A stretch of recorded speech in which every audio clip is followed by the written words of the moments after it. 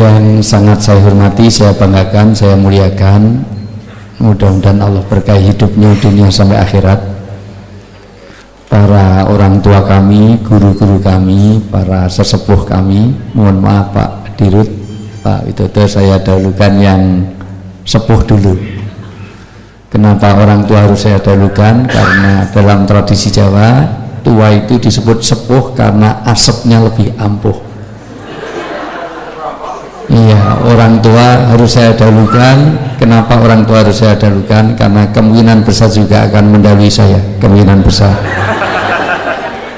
Walaupun belum tentu, mohon maaf, karena kematian itu di tangan Allah.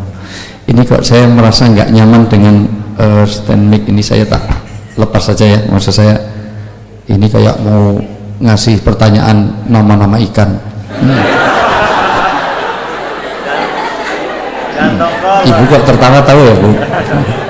Ya sudah, sana sepedanya diambil. Bapak-bapak nggak paham ya. Ya ini dunia sekarang ini banyak sekali Pak, asal satu kata apa itu langsung disambung, luar biasa ini. Ya, ikan teri Pak, ikan lele. Bapak Ibu yang saya muliakan, selalu kalau saya bikin statement tentang kematian, kaitannya dengan sepuh disambut dengan senyum, tertawa. Kenapa? Karena ada dua kesalahan mindset. Ini yang mau saya luruskan dulu. Karena sering kematian selalu dikaitkan dengan usia, itu salah besar. Tidak ada korelasi yang signifikan, nggak ada hubungannya. Tua dengan mati itu nggak ada hubungannya. Artinya syarat mati tidak harus tua. Anak kecil mati ada nggak Bu? Pak? Ada. Bayi mati ada nggak? Orang tua mati ada enggak? Tapi yang paling banyak kan orang tua. Bapak Ibu, kalau saya lihat datanya nanti saya tunjukkan, itu data yang paling banyak kematian itu justru di usia remaja. Kenapa kok remaja paling banyak mati? Jadi piramidanya kayak gentong Pak, menggelembung di tengah. Sing akeh mati niku cah nom-nom. Jadi nek ten mriki mati kemungkinan urut keng mburi-mburi niku. Mburi-mburi niku terus tengah-tengah, terus baru ke sini, terakhir sini. Alhamdulillah. Allahumma amin. Kenapa orang muda-muda mati? Karena chance-nya lebih banyak. Yang mati laka lantas, kebut-kebutan, arus mudik, arus balik, itu semuanya rata-rata remaja. Karena jarang orang tua kebut-kebutan, itu jarang. Simbah-simbah ngebut montes karo gonjeng damen ning ndi jarang. Yang mati karena tawuran juga remaja, tidak pernah ada tawuran. Nggak usah dilihat antara panti jompo ini dengan panti jajan. Pensiunan tawuran ya, itu remaja. Yang ikut geng motor remaja, yang overdosis narkoba remaja. Jarang malam minggu simbah-simbah tripping yang perapatannya jarang. Menjelang Ramadan kemarin saya ngisi pengajian intro berhenti sebentar karena di sebelah pengajian saya itu ada meninggal mendadak. Ternyata ada praktek dokter gadungan, aborsi meninggal dunia di tempat itu, dokter gadungan. Itu juga remaja. Nggak ada nenek-nenek kemana nek mau menggugurkan kandungan, nggak ada.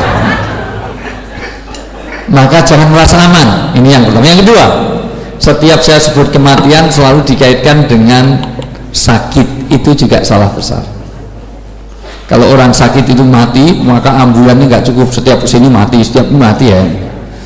Saya sendiri juga sakit, tapi belum mati, insya Allah. Ini mohon maaf Pak, ini saya ini dalam keadaan nggak tahu, kayak keracunan makanan. Sejak kemarin di Jakarta udah muntah-muntah, semalam acara sama Mas Ganjar sampai jam 3 pagi saya baru datang sini. Ini sambung ke Rumah Sakit Jiwa Klaten, nanti langsung ke Surabaya saya. Surabaya acara malam. Itu Surabaya selesai, balik lagi ke Garuda Food Party. Jadi ini muter terus, ini bulan Syawal ini nggak ada berhentinya. Tapi karena saya komitmen saya sini, sesakit sama-sama sakit, kalau mati mending mati dalam jalan Allah. Mati pas pengajian kan lebih syahid daripada mati di tempat lain. Tapi nggak akan mati dulu, sebentar. Insya Allah. Selalu mati dikaitkan dengan sakit, itu juga salah besar. Prof Yunar Ilyas itu, mohon maaf, Prof Yunar Ilyas itu kematian Pak Iskandar diwawancarai sama saya. itu di TV karena Prof Iskandar ini adalah ketua LIPI, 3 hari yang lalu meninggal dunia. Tiba-tiba ini sakit apa sama Prof Yunar yang sudah dibentak, orang mati nggak harus sakit, selalu pertanyaannya harus sakit. Orang sehat segar bugar mati ada nggak? Ada. Orang tidur bablas mati ada nggak? Orang makan bablas mati ada nggak? Orang mau nolong orang yang ditolong nggak ada satupun yang mati, tapi yang mau nolong mati semua. Basarnas jadi yang itu yang ditolong nggak ada yang mati, yang nolong 8 orang mati semua. Basarnas itu semuanya helikopternya nabrak, padahal yang mau ditolong nggak ada yang mati. Orang tidur bablas mati banyak, makan orang enak-enak makan itu di bis mau piknik ya seneng, pulangnya mati banyak. Orang habis dengarkan ceramah halal bihalal pulangnya mati banyak.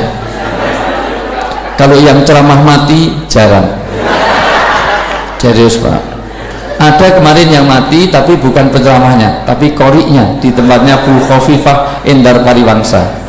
Jadi waktu Maulid Nabi itu mohon maaf koriknya itu meninggal dunia, tapi penceramahnya aman. Kalau di sini insya Allah MC-nya dulu. Allahumma amin, Allahumma amin. Mati itu kapanpun. Ada 3 misteri yang dibuat oleh Allah sampai hari kiamat manusia tidak tahu. 1, kapan dia mati. Nabiullah Musa alaihissalam pernah bertanya, ya Allah, bahwa orang itu dikasih tahu matinya kapan biar ada program. Maksudnya ini paket 50 tahun, 20 tahun, 30 tahun supaya tahu. Kata Allah, aku Tuhanmu, engkau hambaku, ana a'lamu wa antum la ta'lamun. Aku lebih ngerti ya Musa. Dan betul Bapak Ibunya, hikmahnya kalau kita nggak tahu matinya kapan, maka sungguhnya ada dinamika kehidupan. Bayangkan kalau orang itu tahu matinya kapan, nggak ada kehidupan, diajak makan enak nggak usah, udah mau mati ya, wah di kamar, di masjid terus, nggak ada, di rumah sakit aja nggak ada orang. Walaupun kalau kita tahu matinya kapan, kita juga seneng bisa nyebarkan undangan, broadcast, hadirilah pemakaman kami. Datang ya, cius, cemungut, masya Allah. Kurang 2 jam belum ada yang datang, langsung berangkat sendiri. Kemana Pak? Mau mati nak? Masya Allah biasa. Jadi mati. 2, di mana dia akan mati. Allah menegaskan dalam surat Luqman ayat 34, salah satu yang dirahasiakan dari sampai hari kiamat adalah hari kiamat itu sendiri, tuh apa daerah hujan segala macam sampai kepada kematian manusia itu nggak tahu kapan atau di mana. Karena saya pernah diadu dengan Mama Loren di Trans TV, katanya Mama Loren bisa nerawang bahwa artis ini akan sukses, artis ini akan berjodoh, artis ini akan tumbang, artis ini akan cerai segala macam, bisa, katanya bisa nerawang, punya indera keenam. Artis ini walaupun bilang aku rapopo, ya mati kemarin itu, katanya rapopo kok mati. Akhirnya saya tanya Mama Loren, sebelum banyak dialog saya tanya aja, Mama Loren tahu nggak matinya di mana? Oh kalau itu saya nggak bisa nerawang, karena kalau dia tahu matinya di mana nggak bisa mati. Matinya di Jakarta, mulai besok pindah ke Jogja. Jadi malaikat Israel nyambut kemana ini saya nggak ketemu. Yang ketiga, sebab kematian. Jadi kapan mati, di mana mati, dan sebab kematian itu adalah misteri bagi manusia sampai hari ini. Ini termasuk yang saya, masalah kematian ini saya suruh jawab Deddy Corbuzier. Deddy Corbuzier sudah 2 tahun saya tempel, tinggal syahadat sebentar lagi mudah-mudahan. Dia sudah mulai tidak percaya dengan agamanya, tapi belum sulit untuk syahadat, masih banyak keterkaitan ya bisnis dengan dewan gerejanya segala macam. Ini baru saya tempel terus Bapak Ibu semuanya. Salah satunya agak saya tanya tentang misteri kematian, jawab yang berkaitan dengan kitabmu. Nggak ada kitabnya menjelaskan itu. Bapak Ibu yang saya muliakan, yang saya hormati, saya banggakan, yang muliakan, mudah-mudahan Allah berkahi hidupnya dunia sampai akhirat. Direktur Rumah Sakit Islam Yogyakarta, Bapak ada Pak Bu Camat ya, mana Bu Camat ya, semuanya camat Bu, calon mati semua, mati semuanya. Iya, karena mati itu kapanpun. Di depan pesantren saya Bu, setiap sore banyak orang mancing, orang nggak sadar mancing sambil ngerokok, rokoknya jatuh mati Bu, sering sekali itu. Serius, betul Pak. Orang itu mancing di Kali Codi, setiap sore itu mancing di Kali Codi sambil ngerokok, rokoknya jatuh, mati. Rasa dijelaskan ya. Artinya mati itu kapanpun. Bapak Ibu yang saya muliakan, yang saya hormati dari mana? Dari Pak Lurah ada juga ya, Pak Dugo ada. Pokoknya siapapun yang saya hormati lah, dokter-dokter semuanya, perawat semuanya yang di sini, mudah-mudahan Allah berkahi semuanya. Bapak Ibu yang saya muliakan, hari ini kita mengadakan halal bihalal, tetapi kalau mau diruntut betul, halal bihalal ini tidak ada runtutan ajaran dalam Quran maupun hadis. Dalam pengertian acara-acara ya seperti ini tidak sulit untuk diruntut di dalam Quran dan hadis, memang tidak ada. Halal bihalal ini asli murni konstruksi kreasi budaya Indonesia asli. Jawa pun Jawa DIY. Halal bihalal. Memang pertama kali halal bihalal ini dilakukan oleh Mangkunegoro IV di Mangkunegaran. Tapi belum disebut istilah halal bihalal. Biasa mengumpulkan orang setelah Ramadan. Baru setelah Kiai Haji Ahmad Dahlan di Kauman ini bingung karena setelah kemerdekaan banyak pemuda Kauman yang dulu membela Belanda, bukan membela, kerja di tempat Belanda, ini banyak yang ngusir Belanda, nggak enak banget. Padahal ini dulu kerja di Belanda, padahal DIY mengusir Belanda, maka mau bikin gathering gini, pengajian gini susah. Maka dibuatlah istilah halal bihalal. Jadi ini istilah Indonesia asli. Di Istana Presidenan, Wakil Presiden kemarin saya sudah tegaskan untuk yang ketiga kali, tolong halal bihalal ini segera dipatenkan. Sebab kalau nggak dipatenkan nanti diambil orang Malaysia, dikira ini budayanya Malaysia. Itu. Ini murni bahasa Jawa, artinya murni tradisi Jawa. Maka ada halal bihalal. Di Arab ada halal bihalal, tapi prakteknya beda. Saya mudah-mudahan tidak salah karena saya umroh baru 54 kali. Itu. Haji baru 16 kali. Tahun ini haji yang ke-17 Pak. Semuanya nggak pernah bayar. Itu sokongannya wong akeh semuanya. Karena bimbing kan nggak pernah. Sama dengan suaminya Mbak Sabtorini. Ustadz Khalid Mahmud itu kalau umroh haji nggak pernah bayar. Karena bimbing, malah dikasih sangu, malah turah dari Hasuna, dari tempatnya Pak Narti. Kalau saya nggak laku di Pak Narti, saya di Bandung yang lebih mahal. Ya. Ibu bapak yang saya muliakan, ini mohon maaf Pak, ini komitmen saya itu kalau masih bisa bertahan, pokoknya saya datang ke sini. Ini komitmen saya, begitu saya dijadwal ke sini saya datang, walaupun saya di WA udah kurang lebih 9 kali saya diingatkan Bu Sabtorini ini Mas Alwar, oh, jangan lupa iya anak Mbak Sabtorini ini dulu teman seangkatan saya sama Ustadz Khalid, juga seangkatan, sama-sama satu di Salahuddin Mbak, di UGM, jadi seangkatan dengan saya. Ibu bapak yang saya muliakan ya, ini komitmen. Seandainya pagi ini saya dipanggil Jokowi pun saya nggak mau, karena komitmen saya ini. Saya nggak mau dipanggil Jokowi karena nama saya bukan Jokowi, jadi jangan panggil Jokowi. Serius Pak, saya dipanggil presiden aja noleh aja enggak, sama sekali nggak noleh saya dipanggil presiden. Bapak Ibu yang saya muliakan, bahwa halal bihalal ada di Arab tetapi prakteknya beda. Nanti kalau Bu Camat buktikan omong saya, Bu Camat ini orang baik, ini saya tahu persis psikologi karena saya ngambil S3 nih psikologi, jadi saya tahu persis psikologi itu gampang itu. Jadi psikologi itu pokoknya orang kayak Bu Camat ini karakternya baik. Pesan saya satu, orang sebaik beliau ini jangan pernah dikubur sebelum mati ya. Ya semuanya juga gitu biar nggak tegang, mohon maaf. Jadi intinya adalah kalau Bapak Ibu nanti ke pasar kurma, ke kebun kurma, kalau mau beli kurma cukup merasakan ngambil aja. Halal, kalau penjualnya bilang halal langsung dimakan, itu halal bihalal. Dan saya selalu lakukan itu, halal, udah kenyang nggak usah beli. Dan selamanya saya tidak pernah beli di pasar kurma itu, cuma makan aja, nanti pulang dikasih uang saku, dikasih saku, kenapa? Karena jatah preman pembimbing sudah ada jatahnya, ini nggak usah beli. Dan jamaah saya pun yang nggak beli, saya suruh makan semuanya. Toh itu halal bihalal. Bahkan kalau ada minuman, ini misalnya ada minuman, misalnya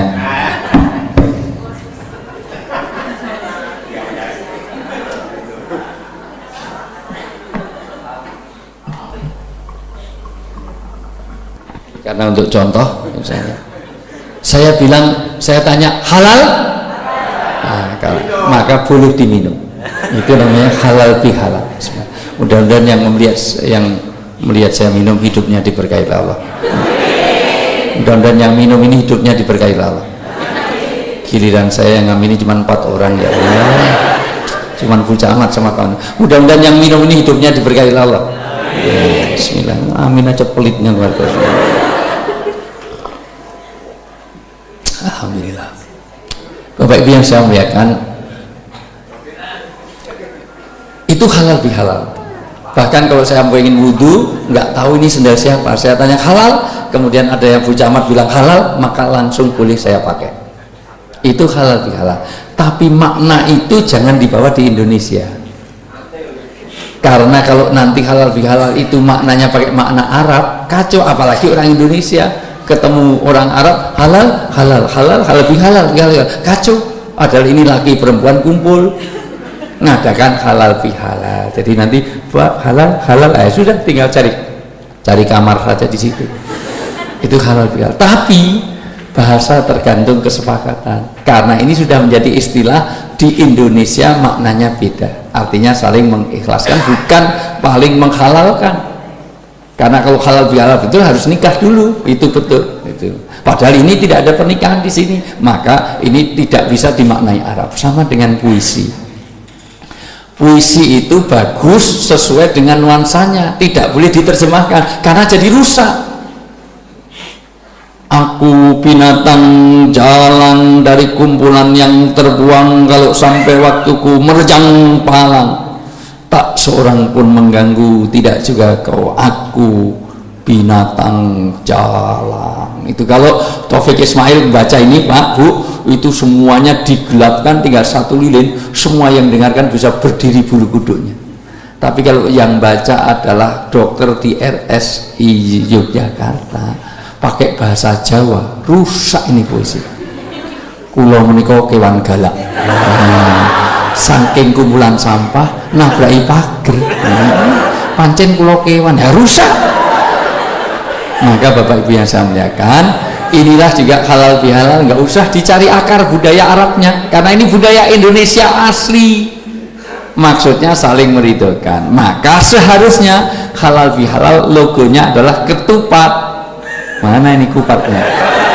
Nah, kupat. Karena apa? Itu simbolisasi dari budaya Jawa. Kupat ngaku lepat dan laku papat. Kupat harus diisi beras, berasnya harus putih, tidak boleh dikasih ketan hitam karena menimbulkan kesucian, simbol kesucian. Beras juga berarti nafsu dunia.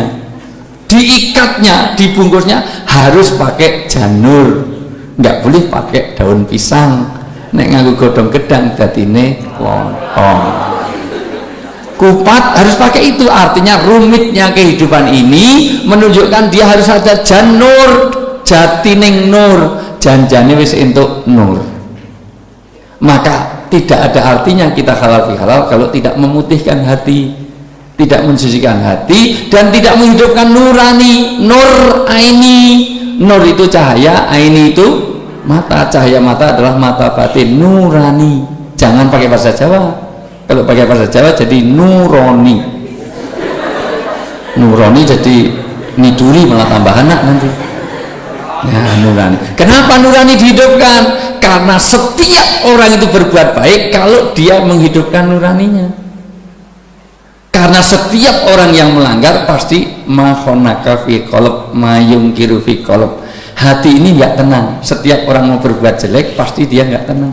Jangankan manusia, buktikan omongan saya. Kucing saja kalau dia mencuri makannya dengan tidak nyaman, dia makannya dengan jelalatan karena dia ngambil makan dari meja. Tapi kalau dikasih makanan di piring yang biasa dia makan di situ, maka makannya tenang, kusuk banget, lebih kusuk daripada karyawan RSI pas tanggal tua. apalagi THR belum keluar, kadang-kadang sholat ingat semuanya, kadang-kadang kunci hilang aja ketemunya kalau sholat. Allah Akbar, kunci dari mana? Allah Akbar, tadi ada pasien sama Allah, terus ke warung Allah Akbar. Jadi selama sholat mencari kronologi hilangnya kunci. Makanya Rasulullah mengatakan dua hal jangan kau lakukan. Satu, la sholata bi khardati ta'am. Kalau kamu sudah ada makanan, jangan ditinggal sholat, suruh makan dulu supaya khudurul qulub, hatinya itu nanti ada ketenangan. Makanan dua, yang penting surat bismillahirrahmanirrahim. Bunting, waduh, dimakan pitik, masya Allah. Akhirnya suratnya kulhu kata Allah hus, atau menahan dua lubang, kentut, kencing, berak nggak boleh tahan. Kalau habis wudhu terasa kentut, maka kentut sekalian wudhu lagi. Sayang wudhunya jauh, antri dingin, sholat sambil nahan kentut, bismillah, alhamdulillah, yang lain amin, amin, aduh, imamnya jangan lama, dokter kursi kurang ajar, kalau imami kelamaan kurang ajar juga masya Allah. Apalagi udah sampai at-tahiyat, sayang banget, sudah at-tahiyat kok berasa kentut, dijepit-jepit, itu sampai merinding, assalamualaikum warahmatullahi wabarakatuh, luar biasa. Padahal kalau dijepit itu, kalau daya jepitnya kalah, itu keluarnya malah panjang, itu luar biasa itu, malah mikir, terutama yang gemuk-gemuk itu, karena antara hulu sama hilirnya jauh gitu. Maka tidak boleh menahan dua lubang kentut, kencing, berak itu. Bapak Ibu yang saya muliakan, kupat juga, mohon maaf, setiap orang melanggar pasti nggak tenang. Maka bapak bawa uang sendiri dengan hasil nyopet, pasti nggak tenang copet. Bapak pergi keluar sini nggak bawa helm, ada patung polisi saja belok kiri, nggak bawa SIM, nggak bawa helm, kok ada laka lantas padahal polisi ngurus kecelakaan lalu lintas, maka bapak pilih balik. Kenapa? Karena nggak tertib. Atau gini aja, bapak pergi bawa istri sendiri dengan pergi bawa istrinya orang, lebih tenang mana? Atau selama ini gimana? Mohon maaf, biasanya gimana Pak? Pasti dia tidak tenang. Kenapa? Karena dia tidak sesuai dengan nurani, nur aini ini.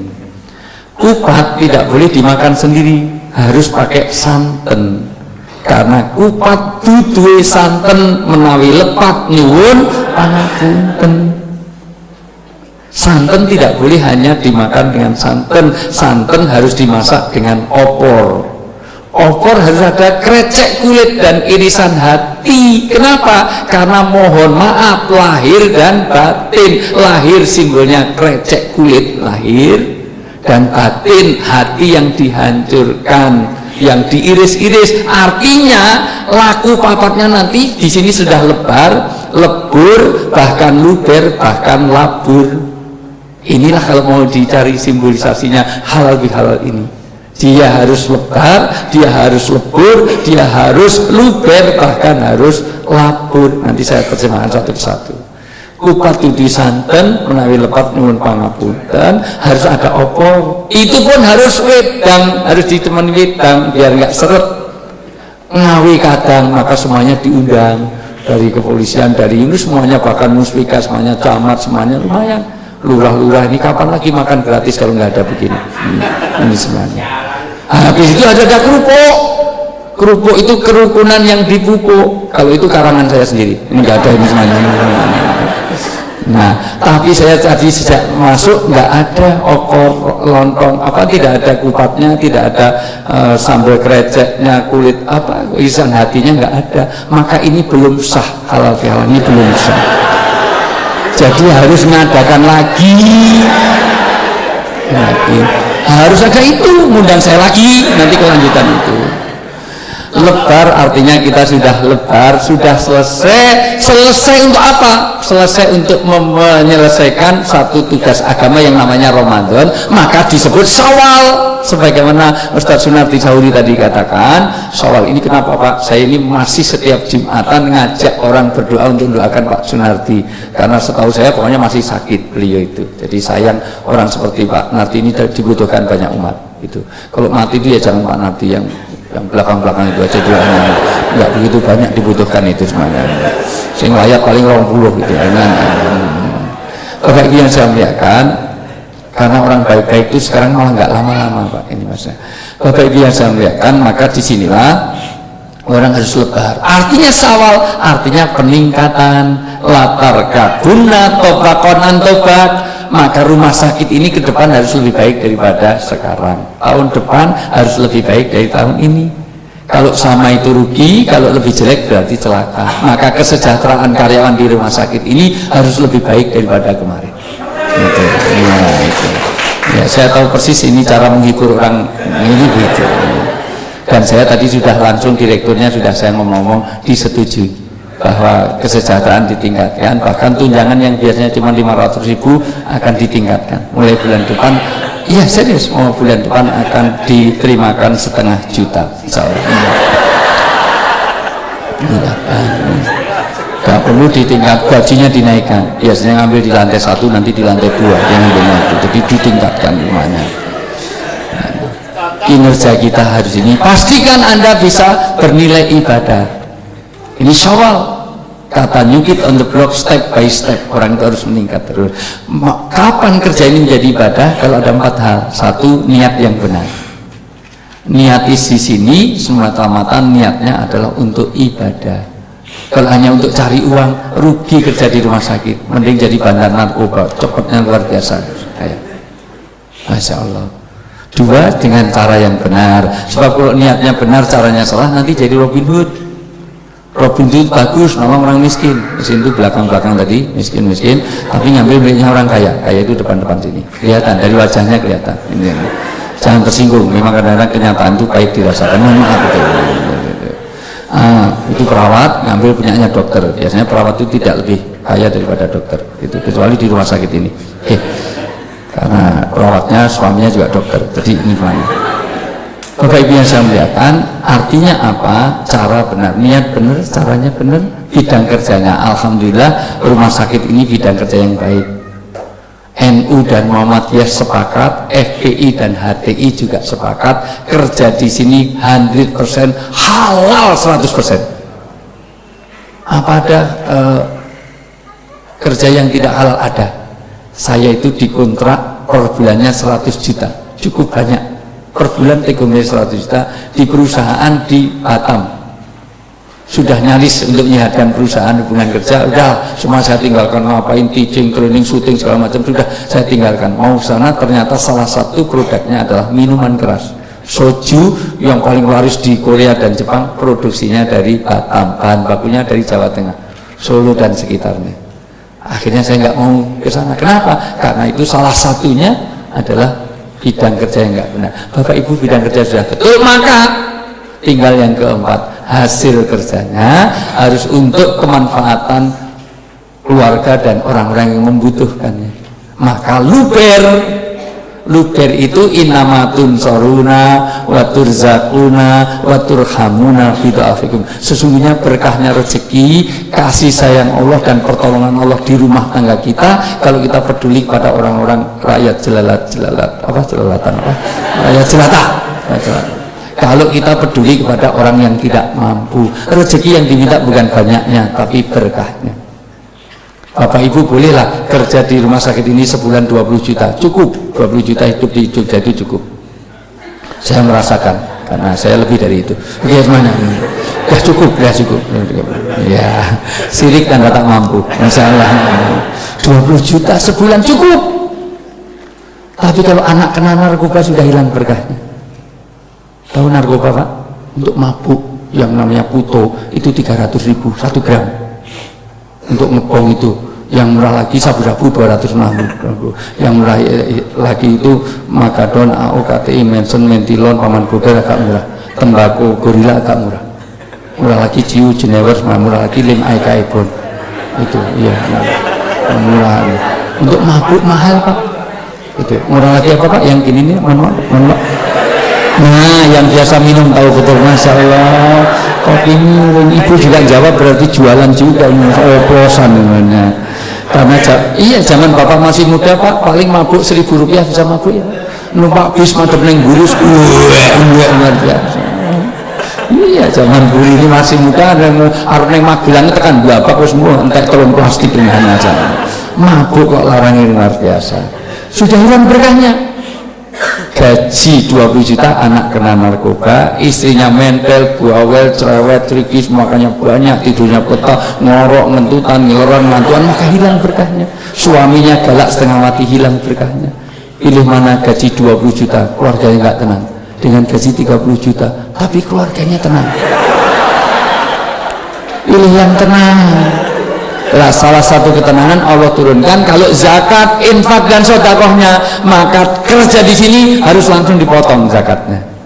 Saya nggak tahu sudah ada belum langsung potongan zakat. Ya, alhamdulillah supaya yang dibawa ke rumah sudah bersih. Sengaja saya di rumah saya ada pesantren, sengaja saya mimpin pesantren di Darul Hikmah Pak di Sembung, itu 150 makan gratis, tinggal gratis, sekolah gratis. SD teman itu nggak sampai SMA, SMA-nya masih bayar. Tapi kenapa 150-an orang? Kenapa? Supaya mencari keberkahan. Tiap bulan dia ngambil beras, ngambil ini, jadi indah keberkahan karena rezeki itu yang penting berkah itu tadi. Maka diperlukan luber, lebar, lebur. Maka hari ini kita saling meminta maaf. Jangan sampai tahsabuhum jami'a wa qulubuhum satta. Kelihatannya duduk bareng tetapi hatinya pecah. Kelihatannya satu rumah sakit ini tapi hatinya ada SMS, senang melihat orang susah, susah melihat orang senang.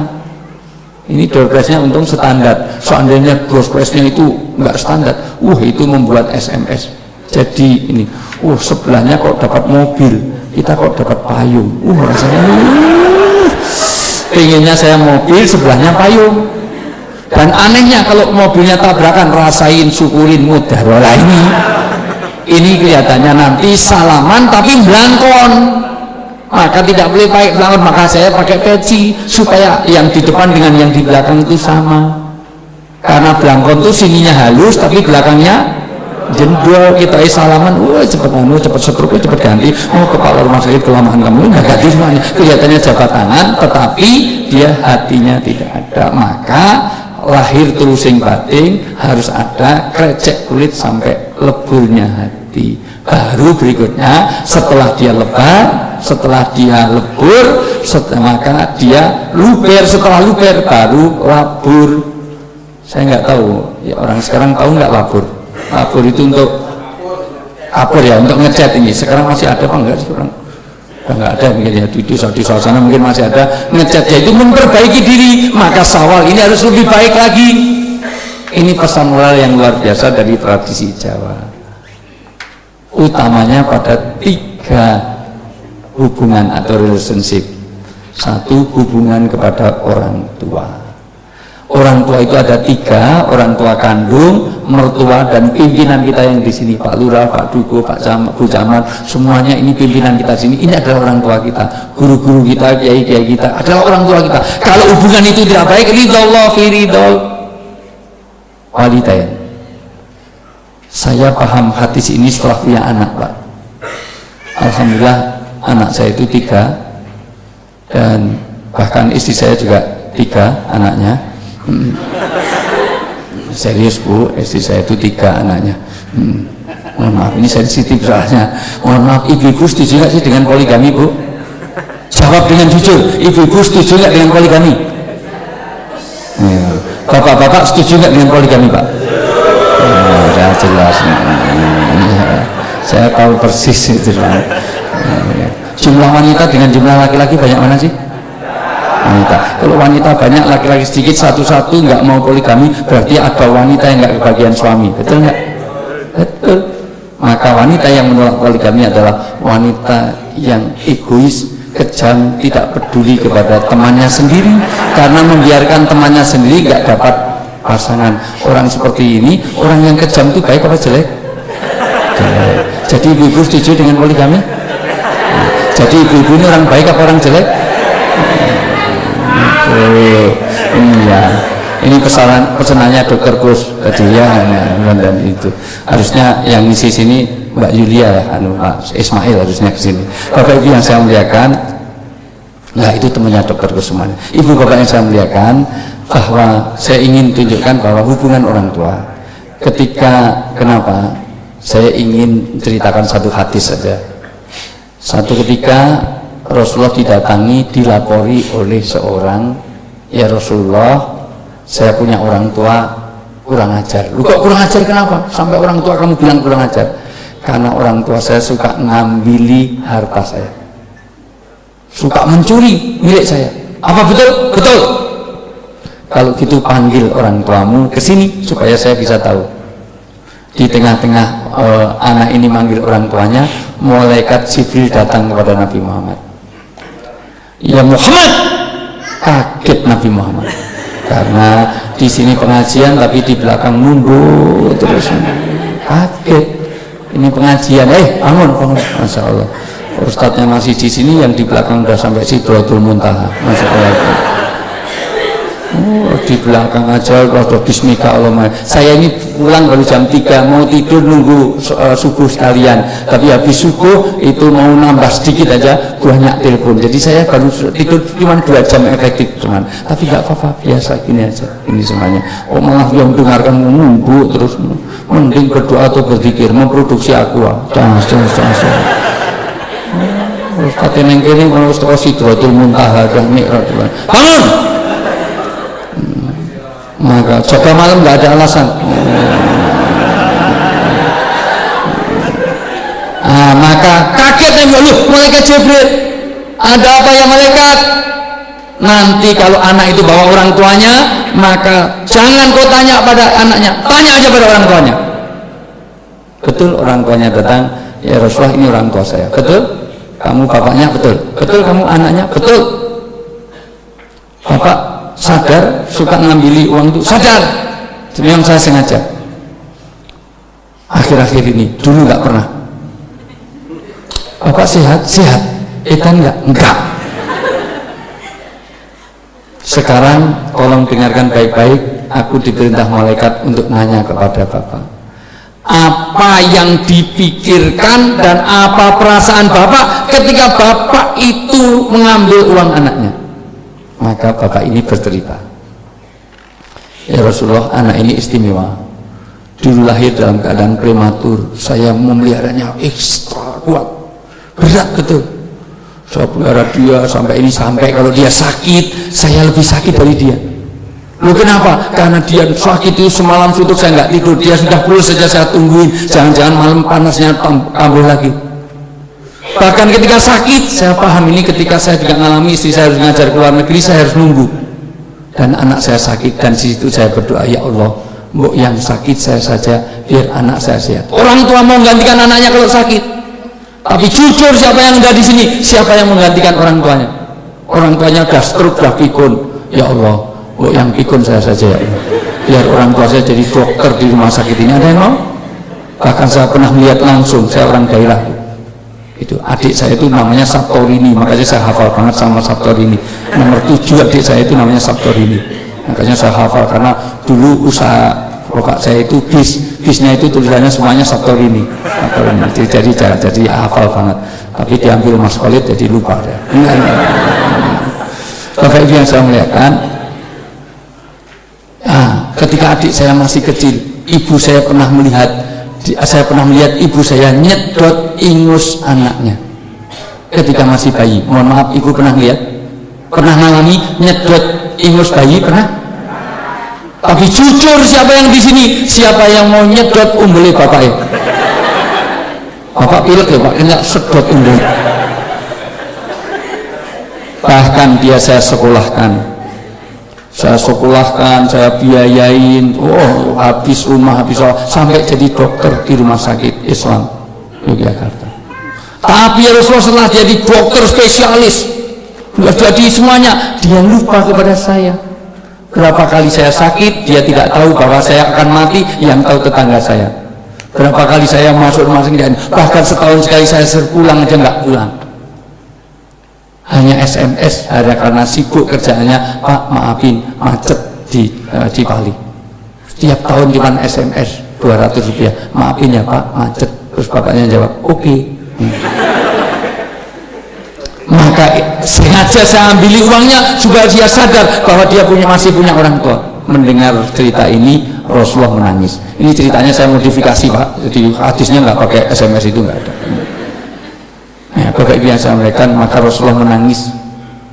Di tengah menangis ini, maka pemuda itu dipanggil, hei pemuda, kamu punya istri, punya harta semuanya. Anta wa maluka li abika, sesungguhnya dirimu dan seluruh hartamu itu adalah haknya orang tuamu. Jangan pernah melapor ke saya. Apapun yang disini orang tuamu, biarkan diambil.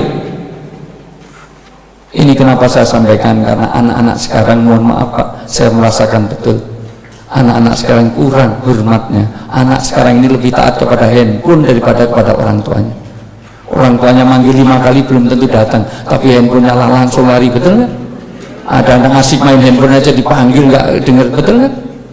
Maka nanti kalau anak minta uang jangan dikasih, suruh minta kepada handphone, karena kamu lebih taat kepada handphone. Kamu lahirnya dari handphone. Handphone tuh hamil terus keluar kamu, maka wajahmu kayak handphone. Itu semuanya. Nah, kok bisa ibumu hamil karena handphone? Nah, kok bisa bapakmu pergi terus? Masya Allah, pergi terus jadi DVD, DVD. Karena ibu sehamil, ternyata di SMS saja jadi. Karena SMS-nya getar, pentung-pentung. Suaminya sering bareng saya di Jakarta, anaknya akeh, Masya Allah. Ini ternyata SMS-nya tadi, Masya Allah. Ibu bapak ibu yang saya muliakan, maka inilah tentang anak pada orang. Demikian juga orang tua kepada anak, maka halal ini memperbaiki hubungan orang tua anak orang tua. Apa artinya Bapak Ibu semuanya? Birru abaukum tabfirukum afnaakum. Kalau kita sudah baik kepada orang tua, tugas kita sekarang adalah membuat anak-anak kita bisa berbakti kepada kita. Yang sulit malah yang kedua. Kalau kita insya Allah yang ada di sini tidak ada yang durhaka orang tua, tapi anak-anak sekarang lebih banyak ngeselin orang tuanya. Maka inilah tugas yang kedua. Ketiga, yang berikutnya adalah Bapak Ibu perbaiki hubungan suami istri. Biasanya suami istri ini banyak terjadi perceraian, perselingkuhan, bahkan KDRT, disharmoni, bahkan nikah lagi dorongannya bukan dorongan syariat tapi syahwat. Karena sering kalau nikah lagi cari yang lebih muda, lebih cantik, lebih bahenol, lebih seksi, sembunyi-sembunyi tanpa diketahui istri. Kalau nikah lagi hanya cari yang cantik, yang bahenol, yang lebih seksi, kira-kira yang begini ini dorongannya syariat atau syahwat? Jangan ibu yang jawab. Yang melakukan laki-laki kok ibu yang jawab? Itu menuduh, itu suudon, itu busuk hatinya. Suruh bersihkan hati kok malah nuduh-nuduh. Tapi memang laki-laki suka egois, betul nggak Bu? Suka cari menang sendiri, betul nggak Bu? Suka merasa super, betul nggak? Iya, maka laki-laki suka gitu, betul Pak. Makanya saya nggak suka sama laki-laki. Saya itu di Jakarta sering ditawari nginep tempatnya Saiful Jamil, nggak mau. Bapak Ibu yang saya muliakan, hubungan suami istri, utamanya dari handphone. Sehari bisa lebih dari 100. Saya itu sampai bikin konsultasi keluarga.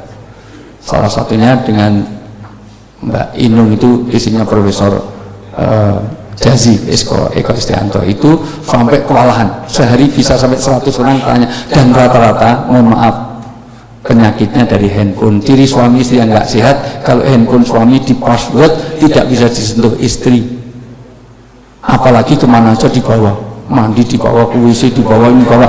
Ini sudah nggak beres. Suami yang nggak beres seperti itu. Maka kalau bisa suami istri gantian handphonenya kapanpun. Saya juga membiasakan itu, siapapun telepon istri boleh terangkap, boleh, silahkan. Kalau perlu mulai dari sini handphone suami serahkan istri seminggu, terus bapak beli lagi dengan nomor baru. Jangan ada ini. Utamanya juga para wanita sekarang, sebaik-baik wanita bu yang menyenangkan suaminya. Gampang, wanita itu nggak usah cari nafkah, nggak usah apa, asal suaminya ridho, mati seluruh pintu surga dibuka. Ibu pengen surga, gampang, senangkan suami. Kalau suami ibu senang dengan lipstik warna hijau, maka pulang dari sini belilah lipstik warna hijau, oleskan ke seluruh wajahnya. Kenapa ini saya sampaikan? Karena setiap saya haji dan umroh selalu ada yang nitip saya lipstik hijau. Lipstik itu yang kotak itu ya, yang 14 real harganya, isinya 10, itu 14 real, itu hijau. Bu, tahu kan Bu, yang biasa hijau, itu kalau dioles nggak ada bekasnya, tapi lama-lama katanya merah. Iya, oh ya, itu berarti Pak Bu Camat sering pakai itu. Jadi nanti merah membara kayak habis minum darah. Mungkin sarapannya pitik mentah, luar biasa. Nah itu selalu saya kalau umroh haji selalu suruh titipan itu banyak sekali. itu sama magic cream sama itu semuanya. Itu lipstick hijau. Ibu sederhana. Kenapa ini saya sampaikan? Karena wanita sekarang lebih banyak menyenangkan suami orang daripada suami sendiri. Kalau mau keluar rumah dandan 3 jam, pakai kerudung aja 3 jam, apalagi hijaber sekarang ini. Hijaber tahu sih senang banyak pakai hijab, tapi berlebihan. Hijab yang bagus itu 12 meter Bu. Ini diputar sana putar sini dinaikkan turunkan, nanti ada 99 tutorial jilbab. Ini saya tahu masih Pak Dewan RS ini belum beli bukunya, makanya masih standar banget. Yang bagus nggak boleh 2 warna itu, harusnya gradasi Bu Camat, merah, kuning, hijau, jadi menjulang tinggi, kuno onta. Dan yang bagus diputer-puter di gabungan ini namanya urban. Urban itu dan itu dipakai siput dulu. Siput itu kayak kepalanya mau pecah terus dijendol di sini semuanya. Itu dikumpulkan di sini. Jadi nek mlaku kalau nggawa sampah nang ndi masya Allah biasa. Dan yang bagus lagi ini standar banget dokter ini, mohon maaf harusnya miring separuh. Jadi ini misalnya kena mata satu bajak laut luar biasa. Bros saja dulu cuma kecil untuk jepit, sekarang bros besar-besar dan 6 kanan kiri atas aja kayak bros, ada rantainya ke bawah ini gembok ini, masya Allah biasa ini luar biasa itu. Dan itu nanti lungguhnya miring terus kabutan bros kayak masya Allah biasa ini. Begitu rupa Bapak Ibu biasa ya kan, maka perbaiki hubungan. Demikian juga suami, seringkali suami-suami ini tidak pandai mendengar keluhan istri. Maka jadilah suami yang bisa sebusuk-busuk, suami yang suka menyakiti hati istrinya. Tidak ada kemuliaan yang lebih mulia daripada suami yang suka memuliakan istrinya. Kadang-kadang kalau orang lain curhat, wah didengarkan sampai detail, masya Allah kasihan. Tapi begitu istrinya curhat, gitu aja ceritain. Maka sebaik-baik suami biarkan, karena kepuasan istri itu kalau bisa nangis di pelukan suami. Biarkan dia itu bercerita sampai tetes air mata yang penghabisan. Walaupun sudah 12 kali diceritakan, anggaplah baru pertama kali dengar. Oh gitu ya, masya Allah. Padahal baru tadi pagi kenal dia. Ngomongin lagi. Sampai tetes air mata penghabisan, kalau aku tambahin air. Enggak ya. Indah sekali kalau suami istri bisa. Yang ketiga, hubungan dengan sesama. Ridho fi ridho ibadi. Untuk itulah kita bersilaturahim seperti ini. Karena apa? Kita dulu satu rahim. Rahim itu peranakan, rahim itu kasih sayang, rahim itu persaudaraan. Kenapa? Karena kita dulu satu rahim. Bapak Ibu kalau nanti saya urut-urutkan, Bapak Ibu itu satu rahim dengan saya. Enggak mungkin Bapak Ibunya beda. Diturut nanti ketemu satu neneknya. Artinya apa? Bapak Ibu simbahi foto. Simbah itu Mbah Buyut kita Mbah Cangga, Mbah Jaman, Mbah Wareng, uduk-uduk tepuk posok gantung lagi sebelum. Kalau beda, nenek moyang kita sama-sama seorang pelaut. Nenek moyang orang pelaut. Kalau nggak ketemu dari nenek moyang, kita ketemu Adam dan Hawa. Maka disinilah pentingnya silaturahim, layadkhul jannah man qatir rahim. Supaya kita tidak akan masuk surga kalau memutuskan hubungan rahim. Maka mengadakan gathering seperti ini, mengumpulkan orang seperti ini, jangan hanya setahun sekali. RS ini barang setahun 4-5 kali. Ini dikasih makan gratis itu semuanya. Jadi supaya dukuh-dukuhnya ya tambah ini semuanya. Oke, itu saja yang perlu saya sampaikan. 3 hubungan ini halal bihalal. Sudah pas waktunya jam 11 karena saya jam 12 di RSIJ di rumah sakit jiwa. Ya, Klaten. Saya sih nggak sakit jiwa, tapi maksud saya acara yang sama. Baik, selesai itu mungkin ada dialog. Ibu-ibu ada pertanyaan? Tidak ada. Bapak ada pertanyaan? Tidak ada. Baik, kalau tidak ada selesai tidak ada. Kurang lebih ya mohon maaf. Wallahu muwaffiq ila aqwamit thoriq ila hidayah. Assalamualaikum warahmatullahi wabarakatuh.